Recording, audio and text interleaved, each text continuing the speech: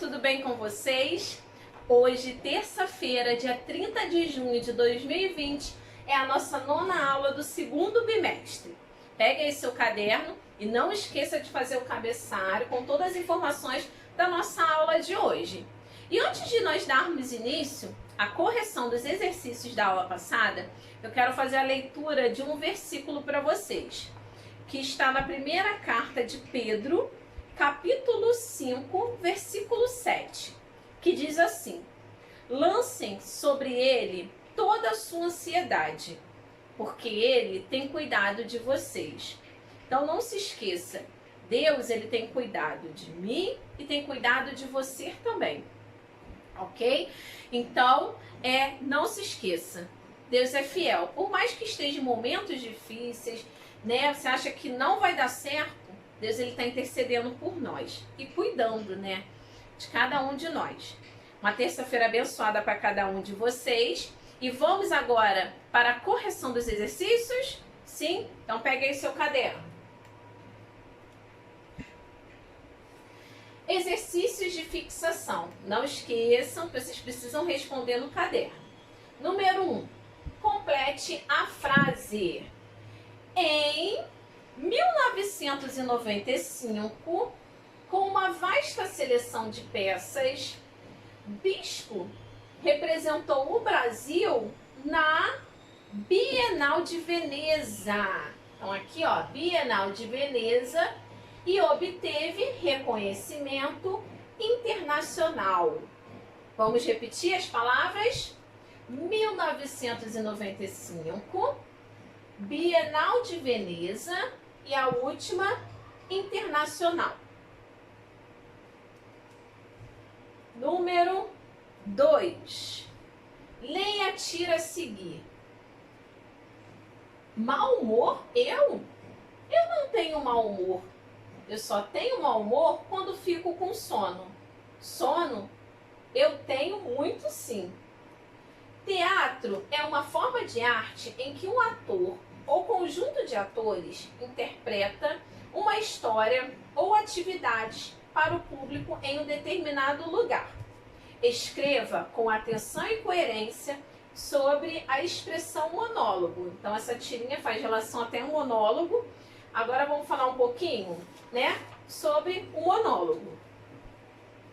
Monólogo é o nome dado para um discurso feito por apenas uma pessoa, sem interação com outros participantes e de modo interrupto. O monólogo é um exemplo onde o protagonista apresenta uma fala única, sem a participação das outras pessoas. Agora, número 3. Como foi nomeada a obra mais popular e mais reconhecida de Arthur Bispo, ou Bispo do Rosário, como assim também é conhecido? Então, a sua obra mais conhecida é O Manto Sagrado, ou também conhecido como Manto da Apresentação, que Bispo deveria vestir no dia do juízo final. Com eles, Bispo pretendia marcar a passagem de Deus na Terra. Então vamos relembrar um pouquinho desse manto, né, que é o Bispo do Rosário, e ele usando o manto sagrado que ele falou que iria usar no dia do juízo final. Número 4. Arthur Bispo do Rosário, artista diagnosticado com esquizofrenia, construiu uma obra extensa, utilizando materiais do mais prosaicos e variados dentro da instituição psiquiátrica em que viveu por décadas. É correto afirmar que o trabalho desse artista A. dificilmente pode ser considerado um artista? B. Utiliza elementos tradicionais em suas obras? C. Em seus trabalhos, ele utiliza justaposições de objetos. Ou letra D.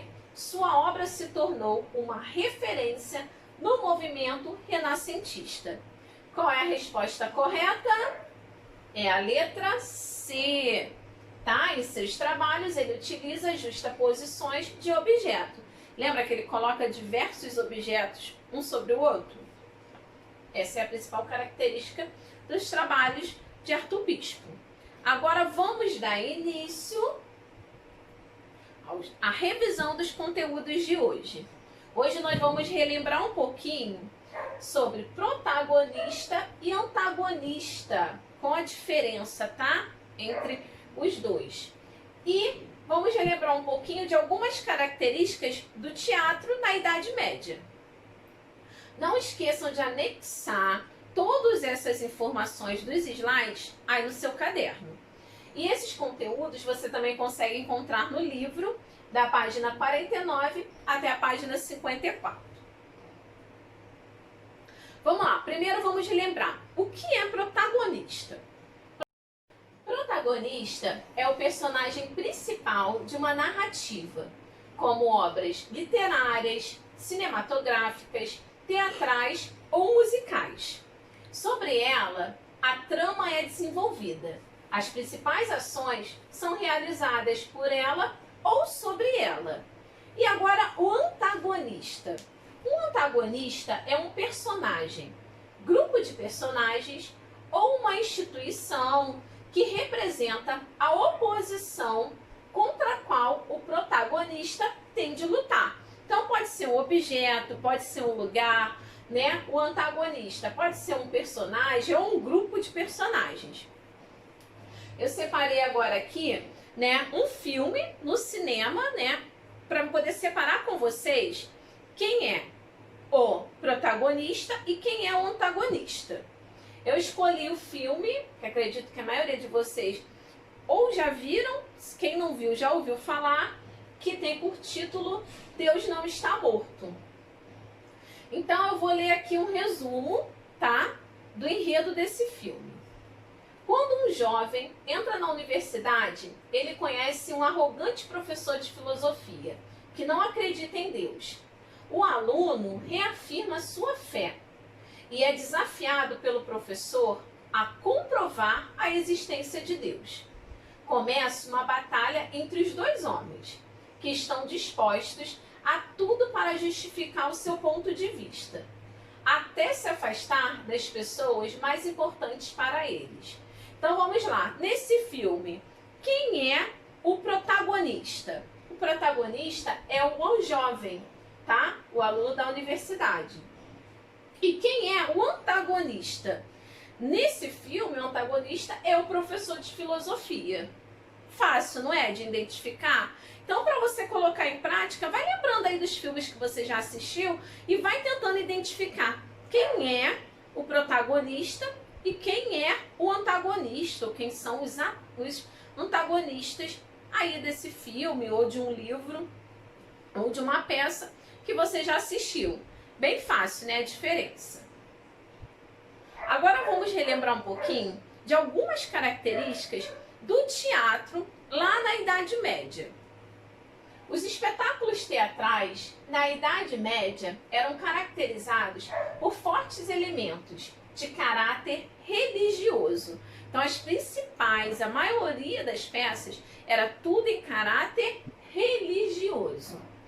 O tema central das apresentações eram as cenas de Natal, da paixão, da ressurreição de Cristo e da vida dos santos. Então as apresentações geravam tornos de temas religiosos. Então aqui você consegue ver uma encenação lá de uma imagem do teatro na Idade Média.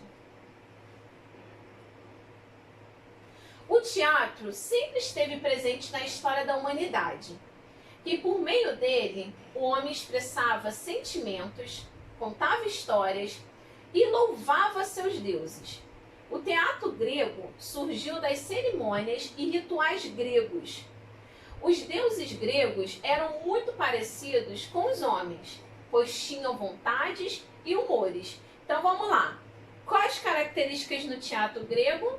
Era tudo em torno de cerimônias e rituais gregos, tá? De acordo com os deuses que eles acreditavam, né? E eles faziam as peças todas voltadas para esse tema. Então aqui vocês conseguem observar, tá? Esse daqui, a arquitetura do teatro, de um dos teatros gregos daquela época, tá? Então lembrando que a arquitetura dos teatros gregos possuía uma característica marcante, as construções ao ar livre, chamados de teatros de arena. Então esses teatros ao ar livre, eles eram chamados de arena, por conta aqui dessa característica aqui, ó, semi-oval, tá?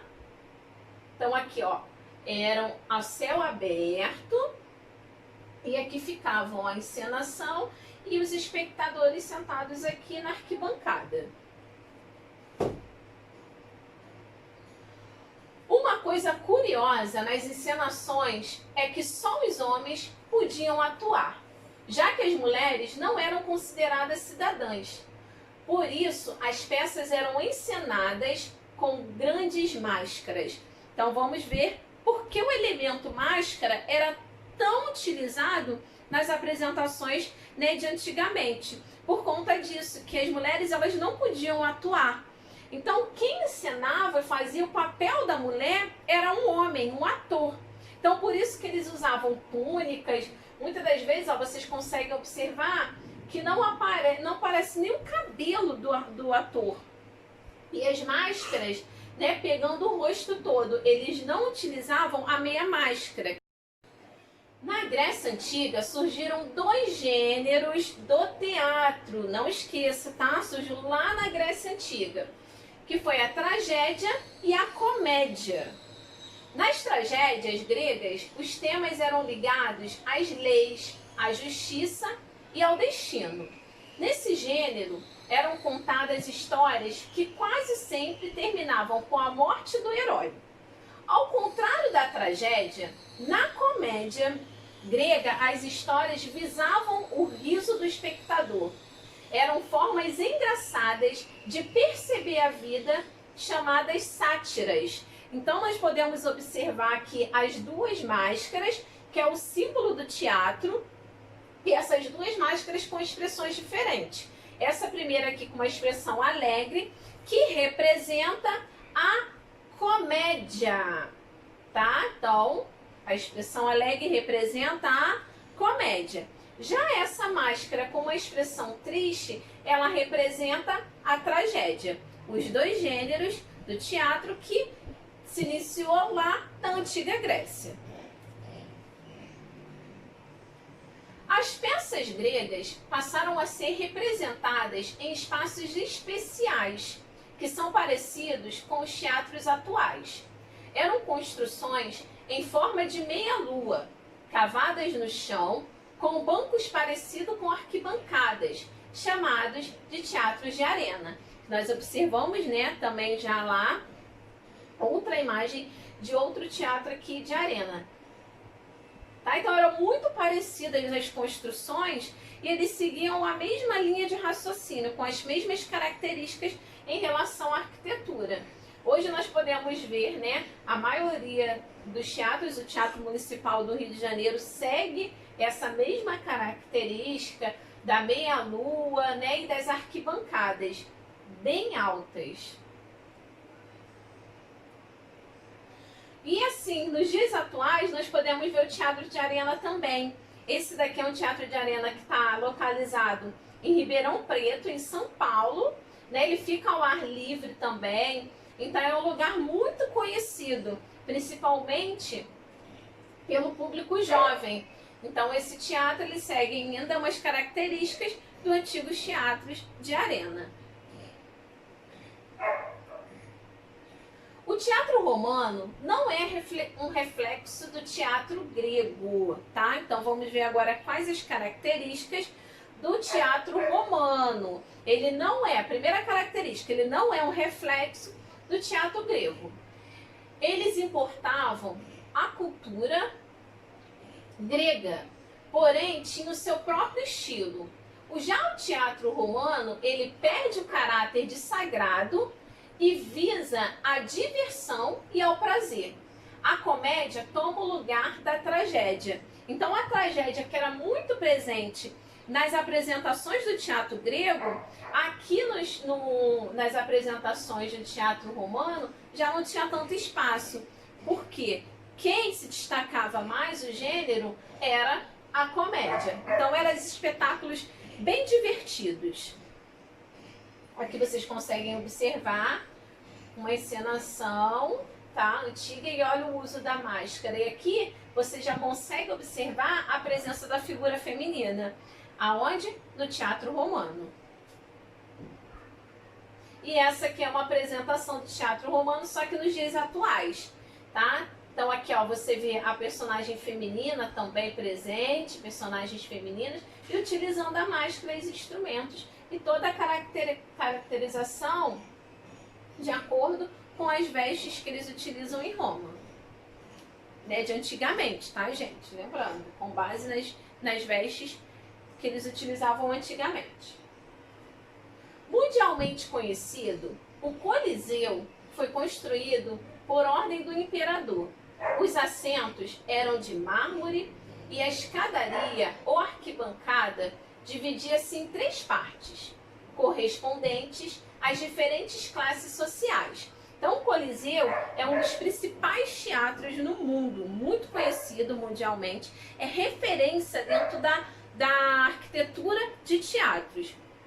Então, lá você consegue ver que tinha 3 partes, né, que se dividiam em 3 partes por conta das classes, tá? Então, assim, dependendo da classe social, né, do espectador, ele chegava lá, né, se identificava, né, em que classe social ele estava, aí se ele era direcionado ao lugar que ele iria sentar. Por cima dos muros, ainda se pode ver as bases de sustentação da grade de cobertura de lona destinada a proteger do sol os espectadores. Né? Diferente daquele teatro de arena que nós vimos, que não tinha uma proteção, aqui no Coliseu você conseguia encontrar. É claro que aqui, né, gente, tem as ruínas do Coliseu, né? Encontra-se as ruínas, que se tornou um ponto turístico. Mas lá eles tinham essa preocupação de proteger, né, do sol e também da chuva os espectadores. Para evitar problemas nas saídas dos espetáculos, os arquitetos projetaram 80 escadarias de saída. Gente, isso mesmo, tá? Tinha 80 saídas de emergência. Então, em menos de 3 minutos, o Coliseu podia ser totalmente evacuado. Suas arquibancadas tinham capacidade para 80.000 pessoas. Então era um público muito grande e eles tiveram toda essa preocupação, né, se numa emergência precisasse, né, esvaziar o teatro, tinha quantas saídas de emergência? 80. Então em menos de 3 minutos ele já estava vazio. Então aqui, ó, vocês conseguem ver a ruína do Coliseu agora na parte de dentro. Olha que legal. Aqui parece muito com um labirinto, né? Então, um ponto turístico bem conhecido. Agora é o momento de vocês fixarem ainda mais esses conteúdos respondendo os exercícios. Número 1. Sobre a imagem, é correto, tá, gente, confirmar que o Coliseu fica localizado: A, em Portugal; B, na Grécia; C, em Roma; ou letra D, no Brasil? Marca a resposta correta. Número 2. Complete a frase. A, o é uma das mais antigas expressões do homem que sempre lhe dedicou espaços notáveis. De que manifestação artística eu estou falando aqui? Vocês sabem, né? Número 3. Qual a diferença de protagonista para antagonista? E número 4. Cite 3 gêneros do teatro. Então, por hoje é só. Nos vemos semana que vem. Fiquem com Deus, uma terça-feira abençoada. E não se esqueça que hoje nós temos encontro marcado pelo Zoom. Aguardo todos vocês. Fiquem com Deus!